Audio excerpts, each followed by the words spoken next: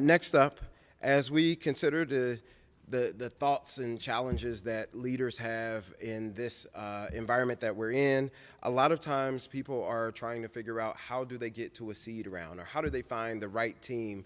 You know, as Dr. Rachel mentioned, finding those people to put around you is often one of the most valuable things that you need to figure out when you're putting this team together. One of my favorite basketball players of all time, Allen Iverson, always talk about the fact that he never won a championship because they didn't build the right team around him. And we're going to talk to the CTO of Pay Theory, Eric Fulkert, who is going to share his thoughts on what it looks like to enter seed rounds and also what it looks like to build the right team. Thank you. Thank you. So, hi, I'm Eric Fulkert. I'm the CTO of Pay Theory. We're inclusive payments for a diverse world. And so what we do is we do credit card and ACH processing, kind of like what Stripe does. But we also have a cash component where you can go out to over 65,000 locations across the U.S. and pay for an online transaction there. So we'll be announcing next week that we're closing out our seed round. And so I kind of wanted to cover some of the kind of high-level topics. And I think one of the big things that you hit on right there was team. And that's sort of my core fundamentals is really looking at who's on your bus and who you're working with on your team. And so when you say your team, there's a couple of different teams that you need to think about. And the first part of that is really your core team of individuals you have. You know, who are your co-founders? What are their skill sets? What do they bring to the table? How do you work together? Who's the finance person? How do you interoperate? And that's really critical. And I think that's something that a lot of people talk about it, but they discount it, is really going out there and recruiting your team. You know, this is my third time out raising funds, and I'd like to tell you that each time it gets easier, and it doesn't. What's gotten easier each time is going out and finding the right team because I have the network of people. You know, one of the reasons I'm here today doing this event is because I want to meet more people because I might need them on my team someday. So, you know, on your core team, you know, when you're going to start fundraising, you want to think about who's going to be your financial wheel person, right? Who's going to handle the spreadsheets? Who's your pitch person? Who's going to go out there and actually pitch the VCs? Who's going to do the presentation? You know, who are the doers on your team? Who are the tech people? How are you going to build your MVP? Those are all hypercritical parts of it. You know, the second team that is really vital, and I think that people look at but don't really realize, is your legal team. So your startup to be taken seriously, you're going to have the right lawyers, and you're going to have a lawyer that is reasonable enough to tell you when you're right and wrong. You're going to have a lawyer that hopefully is well known enough that other lawyers know who they are and respect them, so that when you start getting negotiations, they don't try and push you around or take advantage or do other things. And they're going to help you out with all of the minutiae kind of in that deal. And so when you start looking at lawyers, they're a big part of your team. Make sure that you gel with them. Make sure they have the background. Make sure you work with them. The other thing that people don't think about as much, and I'm very particular about, is who is your design team? And this is something that I think people either put too much or not enough effort into, but it's the idea of who's building out your company's brand, your logos, and your deck. You know, I'm very fortunate here at our team. You know, Blake and our team goes to, you know, obviously our T-shirts and such, but you know, you need to have a good-looking pitch deck, a good-looking website, other materials, because like it or not, people are going to judge you on that. That's what they're going to see first, right? If I'm going to go and reach out to a VC on the coast, or I'm going to go wherever, they're going to look at how my stuff, and it's a human thing. They're going to look at it and say, hey, this looks great, or it doesn't.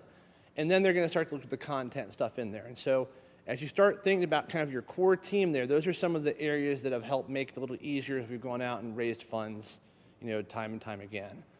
So that's one of the first areas with it. The second part of it is really trying to make it simple. And when I say make it simple is you need to be ready to go out there and engage with these VCs at the speed and pace that they want to engage with. And in fundraising, we've gone out, when we close our round here, we'll probably have talked to literally over 100 VC groups, which means my co-founder and I were on at least 100 video calls doing these pitches.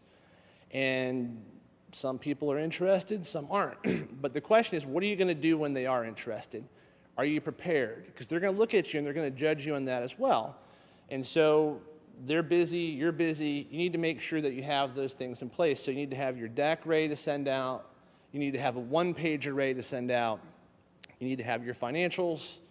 And if you have trouble with your financials or you're not very comfortable with it, go out and find someone on your team to have that ready in there.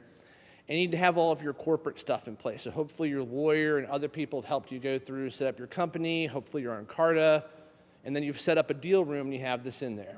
I really recommend making sure that when you have your deck and such, you use a tool that you can send out a unique deck to each group so you can know who's opened it, who's forwarded it, how much they're kind of looking in there with it.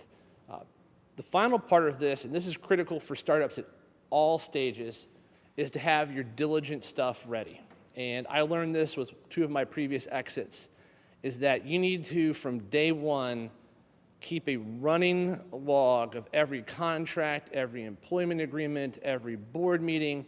They're organized and ready to go because they're going to need to see that. And this is going to go help build on your professionalism when you're talking to these VCs and build confidence. And it pays off. As you go out there and you start looking at these different VCs, you're going to start thinking about who you do and don't want to work with, hopefully. You're not going to just have one that you're going to go, that's your only choice. And so by going through and pairing out, looking professional, you're going to find the professionals that you want to work with. And that really paid off for us in this round. So when we announced, I want to say that we've pretty much found the lead investor of our dreams. They've been a great partner, great relationship already. They've done a lot of things to help us.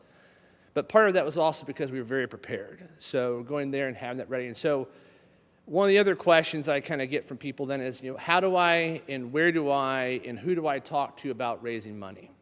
And that is also sort of a process. And that's where you need to go out and you need to start out with like a pitch book, TechCrunch, Twitter, Facebook, wherever. You need to start building your list. And so we had a list of over 100 VCs that we wanted to talk to. We profiled them. We looked at their portfolios. We looked at what they'd done in investments, where they're at with their fund. One of those things that people forget about with VCs is sometimes you have to ask them if they have money. They might be between funds. I had 2 VCs that were really interested, but they didn't have the funds right now. So you're going to build out this list. You've got your deal room. You've got your team ready. And then you're going to go through and start practicing your pitch. And then, I recommend stack ranking this list, and I go from worst to first. And so go out there, go on Twitter, go on Facebook, go on LinkedIn, look at contacts, cold call them, cold email them if you have to. Try and get in front of them and start working on the very bottom of your list because they're going to be the ones that are going to tear you apart the most. And that's what you want to have happen. We went out, we talked to the first 15 groups that are on the bottom of our list, and they came back with a lot of objections that we never thought we would have heard of. And that was good. It helped us work through so that as we started going up our list, as we started going and talking to more of the people that were in the bands that we wanted to talk to, we were ready. What about blah, blah, blah? No problem. This is how we solved that problem. One of the biggest challenges we had was the whole idea of cash. People couldn't think of this idea of someone running into a Family Dollar or Dollar General to go pay for an online transaction. They kept thinking it was a debit card or some sort of a card they would load and a balance in this. And as we worked through the list, we realized that the best way to describe it is what we call remote cash acceptance. And once we figured that out, it just started to roll with everybody. And they're like, oh, we get it. You're taking money over there. So go through and really try and build out, that worst to first and take those hits. And it's going to be difficult, You're going to hear a lot of no's. On that list, if I was to go through those 100 people that we talked to, 99 no's and 1 yes is a funded company. And, we were probably at the mid-80s before we found our lead investor that we wanted to work with. And so as you get to your lead investor, you and your team need to be clear about what you expect from an investment.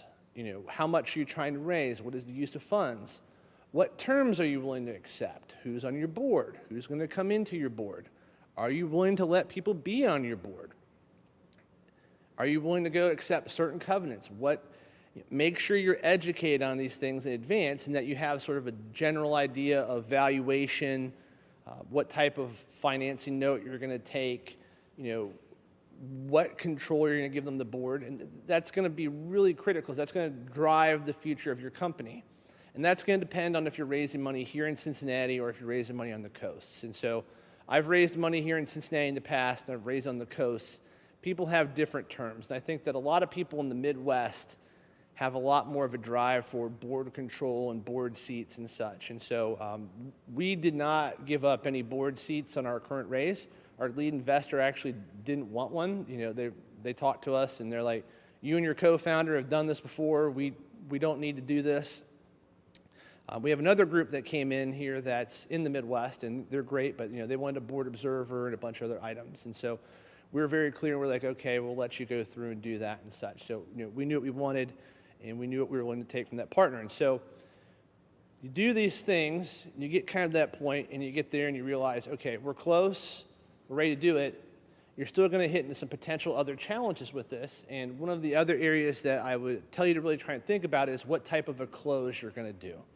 And when I say what type of a close you're going to do, that has to do with when you get the money and how you move forward. And so there is a close where you get all the investors together, everybody negotiates the paperwork, and then you close it all at once, and everyone funds at that time.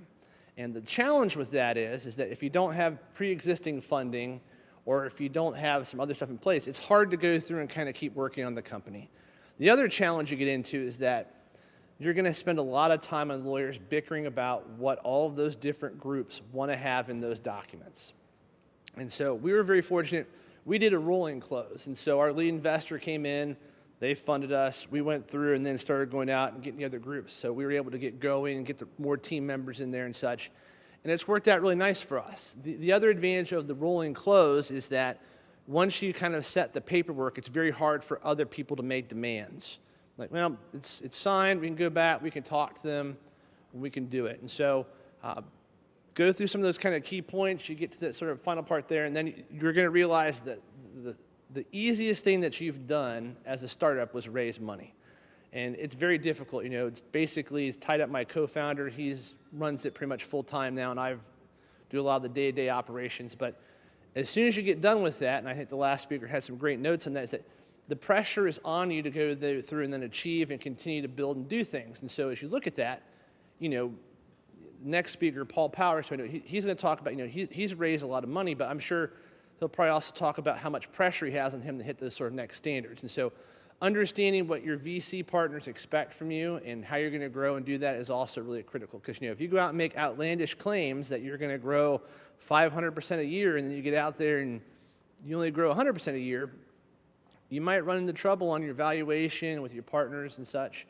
And so that could be a little difficult. And so if you're trying to raise money here in Cincinnati, I would tell you that, remember the other key thing in Cincinnati is that no one's going to be mean to you. And what I mean by that is people are going to sit there and like, oh, we love your idea, or it's great, or keep trying.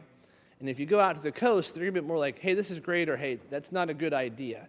And if you're getting that, don't be offended. Go back and kind of tune that out and make sure that you're actually got something to go with it, and that you're getting some real honest opinions on if your startup and your idea are a great idea or not. So that's been some of our experiences. My LinkedIn profile is out there. I'm always happy to talk to people about fundraising and such. Don't be shy to go outside of Cincinnati. I love Cincinnati. Like I said, this is my third company here. It's been a great time for us. So, don't hesitate to network. Don't hesitate to take advantage of Centrifuge and some of the great stuff they offer. And don't forget to get out there and kind of network with people and such. So, thank you. Thank you very much.